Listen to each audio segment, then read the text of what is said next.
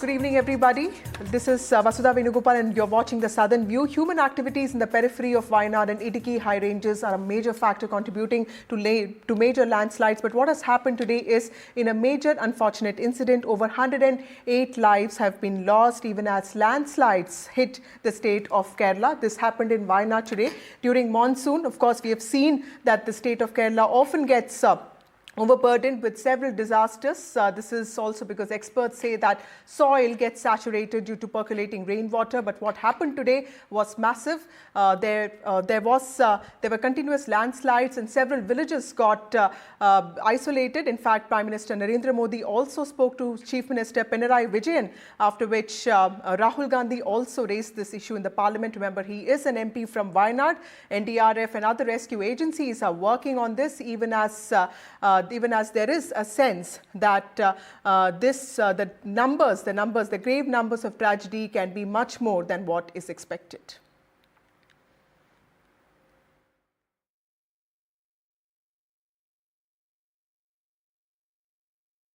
We all are aware about the tragic situation in Mepadi Panchayat. Everybody is doing their share, and so is the defence. As per the request from the Chief Minister of Kerala, Defence, he is moving on to take up the rescue operations. Most of them have already left, and the latest one is around 130 soldiers from Pangod military station, around 2 columns, are moving to Kozhikode. Half of them through by road and others from on aircraft. They will be airlifted. We have Vishnu Das and CP Rajendran, both of them experts, joining us. To you, Mr. Rajendran, tell us what explains the kind of landslides that Wayanad has been facing. We saw this in 2019 as well. We know that this is a disaster-prone region of the state. But what exactly has been happening? Because some months ago, we did see that the farmers and actually the spice growers were also complaining of extreme heat. What kind of climate action is really happening there? Help us understand what is happening in Wayanad. Yeah, it's quite clear. I mean, it's a very sad incident that has happened in Wayanad, killing more than over 100 people. I mean, the number might go up again, but it's a very shocking incident, despite the fact that Kerala has been going through this extreme climatic conditions over several years. I mean, it's a kind of a repeat of whatever has happened 2 years back in a place in Idukki, which it's in the middle of midland of Kerala. So it's a repeating phenomenon, and I think one should be able to take precautionary measures. Where there are zonation maps available, made by the Geological Survey of India and other agencies of the landslide vulnerability of the Kerala, especially the areas around Western Ghats. So I think that it is high time that we should have a vulnerability map in place, and the district authorities and whoever are responsible for this should be able to make use of it and converse with the local people, the dangers involved in constructing houses and habitation centers around this area. So this is not something which is happening because probably there is a lot of pressure on the land in Kerala because the density of population is very high. So I think they have to have a long-term strategy to address this kind of annual occurrences of landslide leading to loss of life.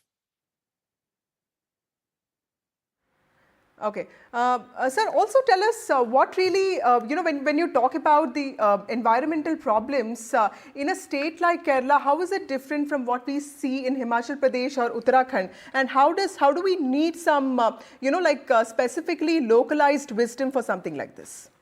Yeah, in fact, about if you look at the data available, it's about 19,000 square kilometers hill areas with slopes higher than 10 degrees. So it's in Kerala and even the neighboring areas like Goa and Maharashtra, the areas where it is highly vulnerable to landslide, especially when you have intense rainfall, and which has become a repeating pattern in this part of the world, because mostly related to the climate changes. And this is something which is happening every year. So the problem with Kerala is that it's most of the areas around this the slopes are thinly forested, and it's largely disturbed by the human activities, including quarrying. So this is it's also disturbs the area. So the human activities, if you compare to other parts of the country, maybe the human activities are more because of the density of population is high. So this is something which we need to take into account. And I think the Kerala should have a very clear policies of land management, and including the water utilization. And there has to be evolve a very long-term strategies to address this kind of happenings in Kerala. I think that is I think something is required, and the scientifically speaking, there are ways of understanding the vulnerability of these areas, and there are many reports that are available, and there are recent studies that are taking place, including Wayanad, about the vulnerability using satellite the techniques, and GIS, geographic information system. So they are able to remotely understand the vulnerabilities of land and able to map this risk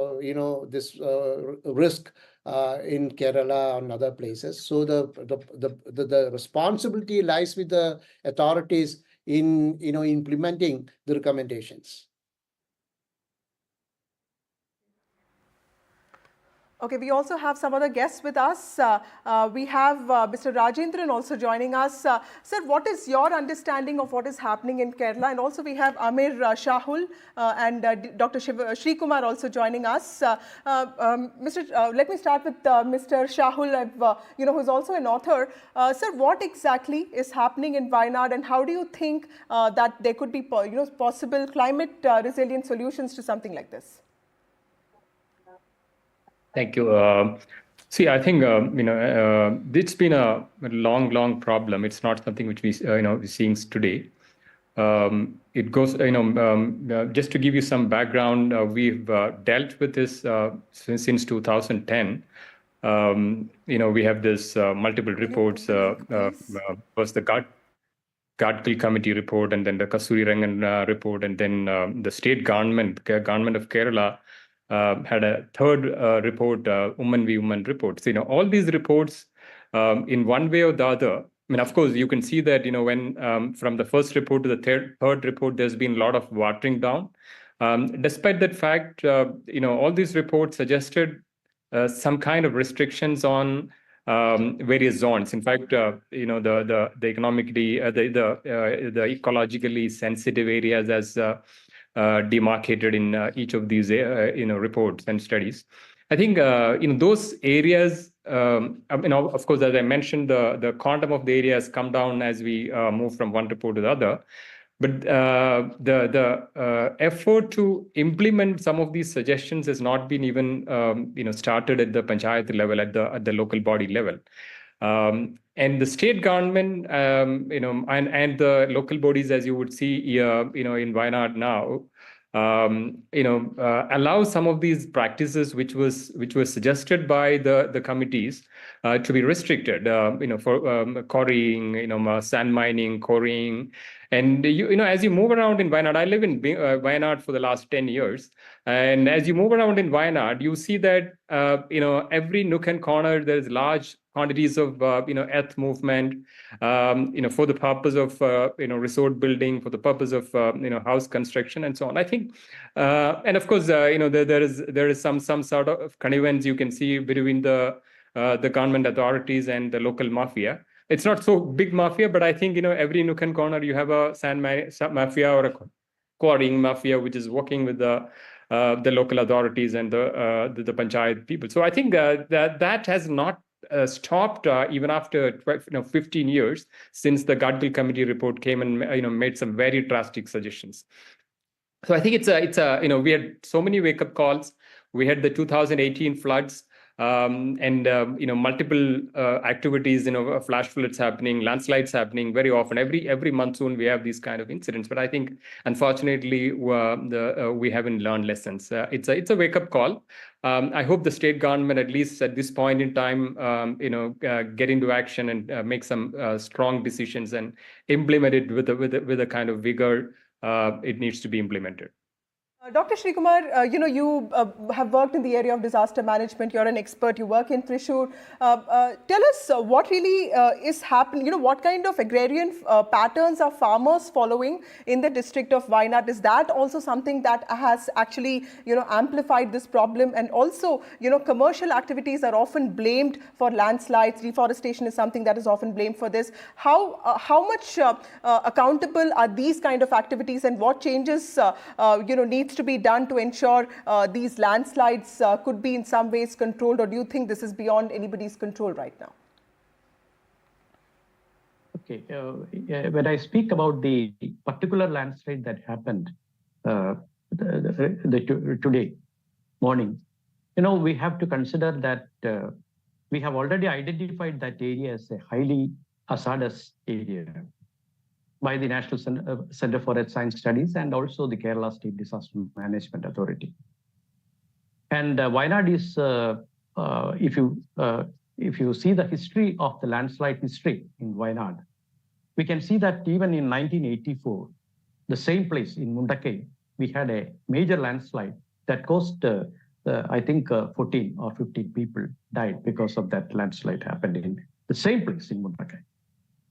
Then later, again in 2019, we had a major landslide, again cost lives of people in Puttumala. That is also in this Grama Panchayat, that is the Mepadi Grama Panchayat. And based on this, we have taken so many steps by the government of Kerala, particularly the local self-government have made disaster management plans for the local sustenance. And you see that in the local disaster management plan, we have included the sensitive zones, which are the highly hazardous areas and which are the low hazardous areas like that we have given. And even in the disaster management plan, we have got early warning, a dissemination system, the life supporting team. All these people are trained actually in Wayanad, in the Mepadi village. And Dr. Srikumar, just hold on to that thought. We also have a reporter, Pratibha, who has traveled all the way from Bengaluru to Wayanad. Pratibha, tell us, we know that all relief agencies are working together on this. And in fact, there was a uniform voice that arose in the parliament today with both centre and state saying that there needs to be unified, coordinated efforts to address something like this. Tell us what is happening on ground and how many people are actually feared to be trapped and where do the numbers stand right now?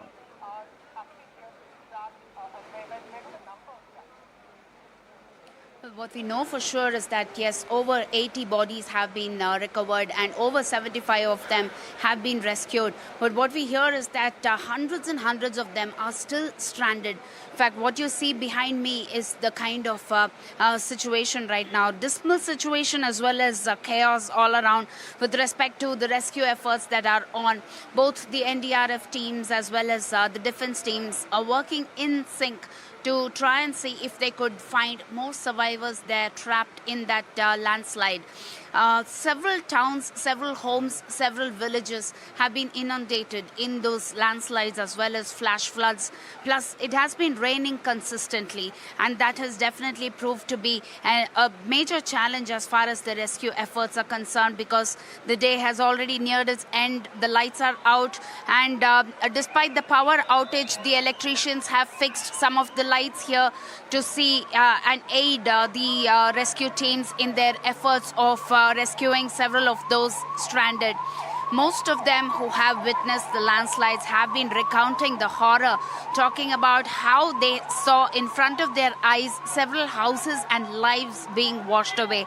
And that is definitely not pleasant, something that has been unprecedented and something that this region has seen in 2010, and comparatively, this has been one of the most horrifying devastations that one has seen and witnessed. That is the kind of statement that we hear. In fact, even now, as we speak, several families that have been trapped in those houses, as well as the debris there, have been rescued. In fact, you can see people carrying a stretcher where a person who has been stranded, I think it is another body that has been recovered from the debris there. Very, very dismal sight that you get to see here in this region. 3 landslides that took place between 1 a.m. and 4 a.m. And this was something that wasn't anticipated at all, because after the first landslide, they moved the people to a relief camp, and the relief camp was also washed away, is what we hear. And all the priority right now falls only on the rescue efforts here. Okay. Also, Pratibha, what is expected from the state government tomorrow? And also tell us the picture of how the state and center are coordinated, have put in coordinated sort of efforts there. This is also an issue that the Congress party has very fiercely raised. Congress party UDF has 18 MPs there. And today we saw not just KC Venugopal, but also Rahul Gandhi, IB Aiden, everyone raising this issue. How do you see the politics of this playing out? Is there blame game that is happening, or is there complete coordinated work that's taking place?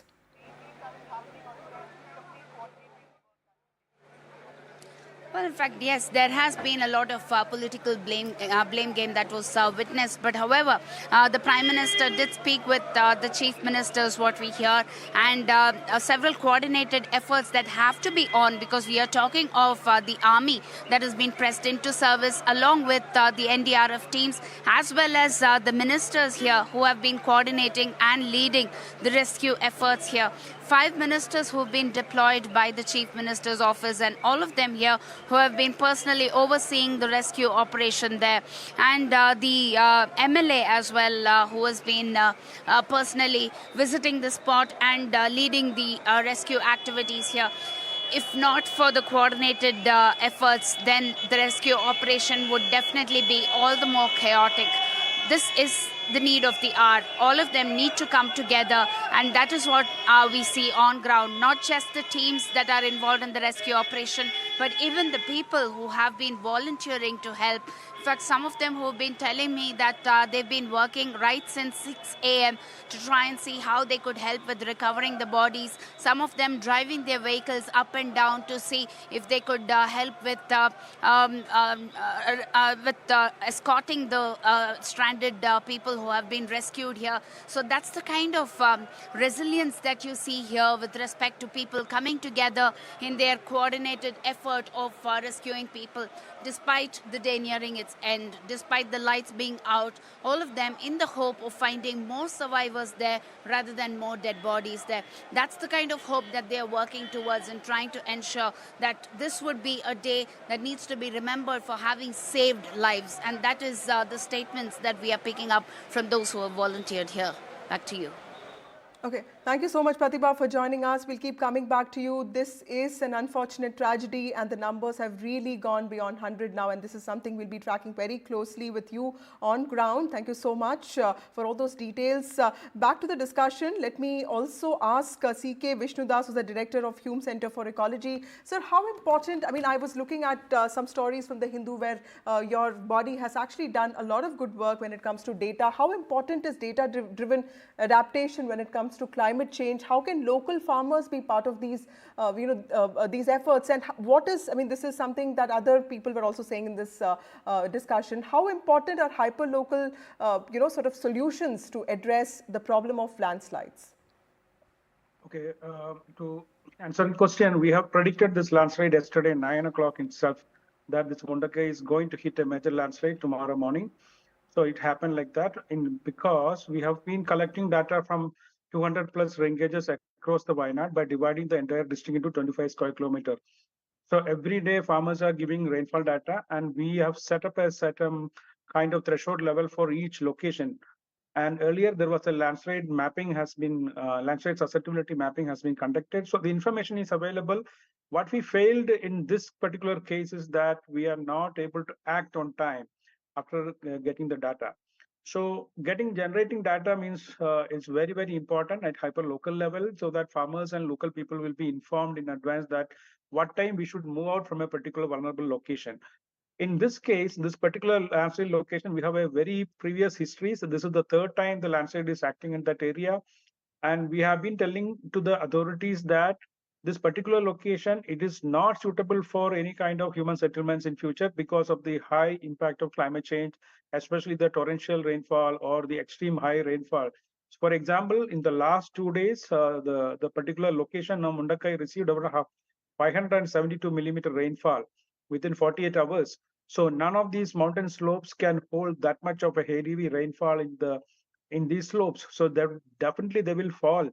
So we have to understand the changes that is taking place globally and part of the climate change in Southeast Asia, and how is this going to impact life and livelihood of the people who are living in the mountain slopes.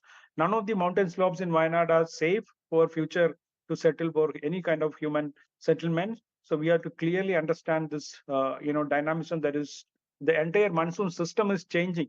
So we have to talk this to the local people who are completely unaware of the changing climatic pattern. So this is what is we have to do urgently after the rescue and relief operation. We should definitely talk to people, and we have to evacuate people from these highly vulnerable locations to safer locations by allocating more money from the government. Right. Also, Mr. Shahul, would you also explain to our viewers how special and specific is the topography of something like a place like Wayanad? I've been to this place, and there are hills there. This is a place where tribal communities live, and then there's also a sense of man versus wild that plays out there, because recently we also had the problem of elephants there. So clearly, what is so specific about Wayanad that climate experts also need to understand?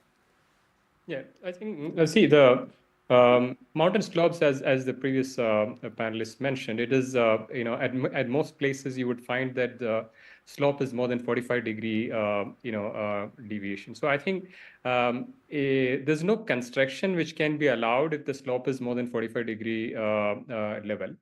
And despite that, you would find construction going on. We have Kerala speaker A.N. Shamsheer joining us. Mr. Shamsheer, thank you so much for speaking to NDTV, sir. I know this is an unfortunate time for the country, for the state, and the government is in the process of ensuring best rescue relief processes there. Tell us how bad is the situation there, and how do you see the gravity of the situation, and what kind of efforts are being driven not just by the state, and what kind of help are you getting, assistance that are you getting from the center? Yeah, first of all, it's not the time for my fellow panelists is discussing about some of the issues regarding the construction such things. This is not the time to discuss such matter. Anyhow, the rescue operations is war footing. The state government is coordinating the rescue operations. CM is coordinating, and we have sent a group of ministers to Wayanad. Wayanad, as you know, this is one of the beauty spots in Kerala. A lot of tourists are coming and going. But unfortunately, today morning they wake with a very, very sad news. We can't express what is happening here. The unspeakable tragedy that's happening in Wayanad. More than 100 people have lost their life. Government is always trying to save the life, and government is operating rescue operations. And let us hope for the best. So anyhow, more than death toll has increased 100 plus, and the ministers are coordinating with the help of central army and such, and also state disaster management. The whole operation with the revenue is there, police officials are there, and also they are coordinating the rescue operations. Let us hope for the best. We will overcome this tough situation. Why not? Right. Also, Mr. Shamsheer, did we have an idea of the kind of scale of this tragedy, sir? Because, several bodies have said that, the monsoon fury was expected, but did we have an understanding, did you have an understanding of how bad the situation can get? And as of now, what is the situation with respect to the villages that have been isolated, sir? Yeah, the problem, the multiple landslides occurred in the early morning. There are 2 times landslides occur. Anyhow, we didn't anticipate such situations. If we anticipated, we will shift the people. Look, they are sleeping. In the sleeping time, they have lost their life. The villages are being isolated. Government is continually coordinating the rescue operations. So, I'm being an optimist. I hope it will overcome this tough situation. We are requesting the center to help the Kerala state. this is the time to need a coordinated effort from the state and center.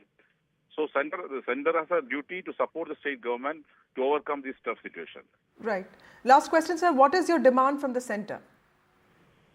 Look, first, center has to send army and such rescue operations. And second thing, center has to give funds. The state need fund because everything we have to manage with the help of fund. So center has to give enough fund to state government to overcome this situation. Look, the death toll has crossed 100 and a lot of people are still in hospital. We have started for temporary hospitals. The postmortems are going on. So for this, we want money to overcome this tough situation. Also, we know that Wayanad is one of the important tourist destinations in Kerala. Right. Earlier, there was an issue between man and animal conflict is taking place. Yeah. Now it is unfortunately the natural calamity is taking place. So we hope the center will support. Center know what is situation, what is happening in Kerala, the Wayanad districts. Absolutely. So Thank you, Mr. Shamsher, for joining us, for speaking. speaking to NDTV. Clearly, center-state coordinated work is something that Kerala needs right now. Clearly, the disaster has also left hundreds of people stranded in affected areas. Also, bad weather, unfortunately, hindered rescue efforts by the NDRF army. Kerala government, of course, has announced 2 days of mourning. And we'll keep tracking all those developments in this tragedy very closely. In fact, NDTV's Pratibha is there on ground, bringing you all details. Keep watching us for more news and updates.